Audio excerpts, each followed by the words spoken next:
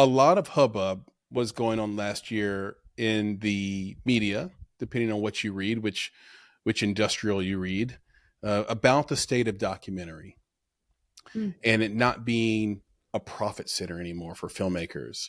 What is your thought about the state of documentary?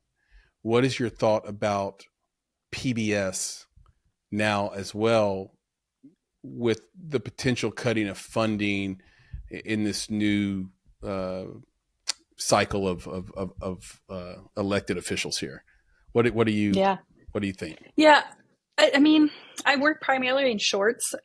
So shorts aren't really about profit and about selling anyways. So to me, Absolutely. documentary was never profitable.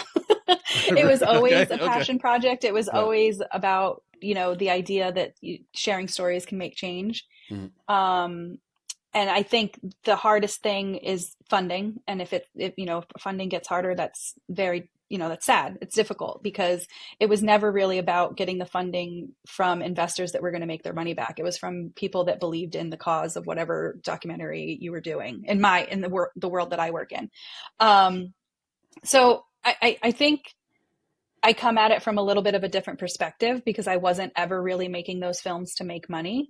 And I also always knew that I wanted to teach. So when I went into becoming a filmmaker, it wasn't necessarily about selling my work. It was about having a space to create and to share my work. Mhm. Me shifting into this world of fiction, I'm kind of shifting my thought process on all that and the need behind it. I'm working on a short fiction film right now that is a proof of concept for a longer version, either a feature or a miniseries.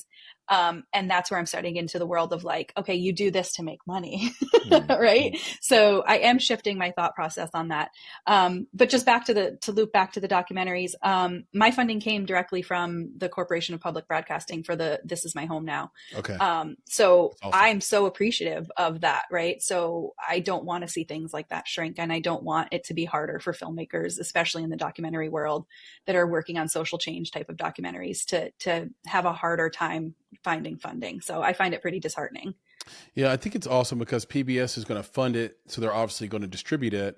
But for these documentary filmmakers who are getting their funding from various sources, high net worth Mm-hmm. individuals, funds, et cetera, banks, their own money, whatever, if they can't find a distribution home anymore, what might happen is this slowdown of the most important stories not getting told in a time where we desperately need these stories told, maybe more than Mm-hmm. ever. And so it's a Mm-hmm. real concern about why streamers and theaters won't purchase and won't take on the distribution, responsibility for some of these Mm-hmm. really important documentaries. Yeah.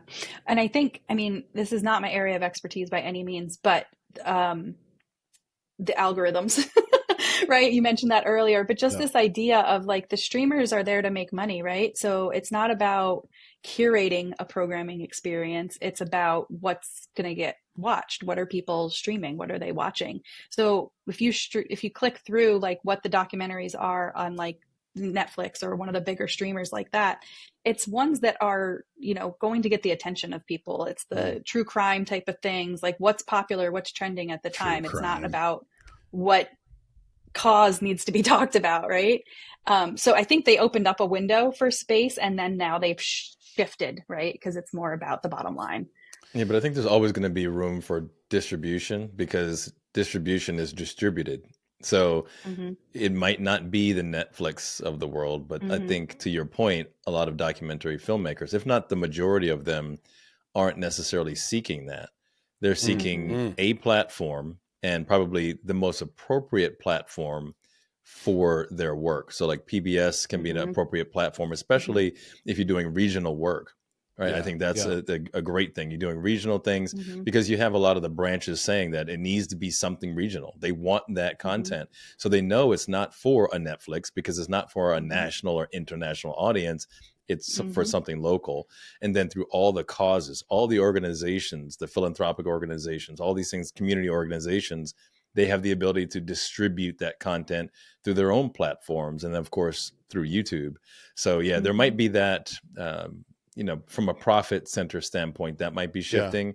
But I think, like you mentioned, Chris, the desire and the need to share the voices of real people, right, living real lives, continues to be important, maybe more important now than ever. Right. So I think hopefully we'll see more of it. I think it just, where the money comes from will be different. And hopefully, as we're talking to our audience here, hopefully our audience will start to contribute more to these things. Like you said, Chris, a lot of times they'll get their funding from organizations or high net worth individuals.